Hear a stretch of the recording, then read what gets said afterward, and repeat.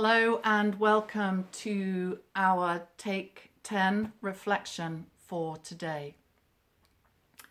Well, we have lived through an exceptionally strange and challenging year, and whether or not it has been directly COVID related, many people have experienced loss and bereavement in this season.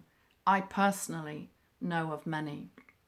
People have had their grief process overshadowed and interrupted by the restrictions that COVID has brought to our lives.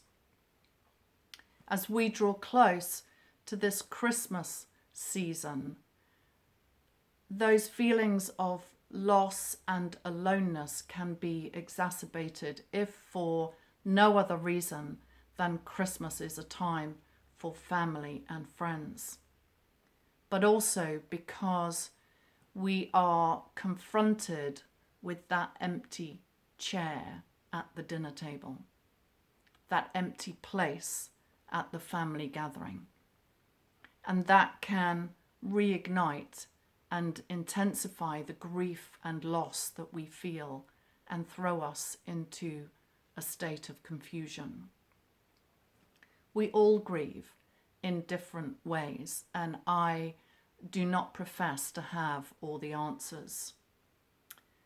But I do know that grief is not time restricted. There is no set time scale to the ways we grieve. And whether your loss was recent or some years back, those feelings of rawness can often hit us when we least expect it. So this Christmas, I wanted to encourage you to not feel the pressure to move on, but to allow yourself to grieve in a way that is good for you, to allow yourself the time and the space that you need. Acknowledge the memories of the loved one you have lost. When my mother passed away, I sensed that other people were on occasion a little afraid to mention her or to talk about her. But the reality was there was nothing I wanted more than to talk and to share the memories of her with others. It was partly within those memories that healing began to take place. And for me, it was also a way to honour my mum and to acknowledge all that she had been and had meant to me and also to many others. So don't shy away from talking about the loved one you have lost. Share those memories and allow healing to begin to take place. In the midst of your grief, I also wanted to encourage you just simply to look after yourself. This might mean planning ahead. It might mean saying no to some invitations. It might mean that others need to extend to you the grace to not make decisions until the very last minute. Yes, there is a place for doing what others want of you this Christmas, but there is also a place to be true to yourself and to put your well-being and your health at the forefront. Don't feel locked in to celebrating Christmas in the way that you always have just because it's tradition. Allow yourself to be creative and to celebrate a little differently. Maybe this is a time to create new traditions, things that will honour your loved one in the years to come.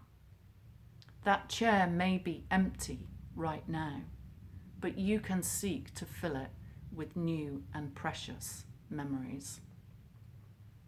Some years after we lost Mum, my father decided he wanted to spend Christmas by himself. And somehow it just felt wrong for my brother and I. But it was what he wanted and what he needed. And so we honoured that. So take time to be alone if that is what you need this Christmas season. But also, do not feel guilty about enjoying yourself. If you catch yourself laughing and joking with others and suddenly feel maybe you shouldn't be doing that, ask yourself this: would my loved one deny me that moment of joy and relief? I suspect not. I want to close today's reflection with a poem by David Harkins. You can shed tears that they have gone, or you can smile because they lived. You can close your eyes and pray that they will come back, or you can open your eyes and see all that they have left.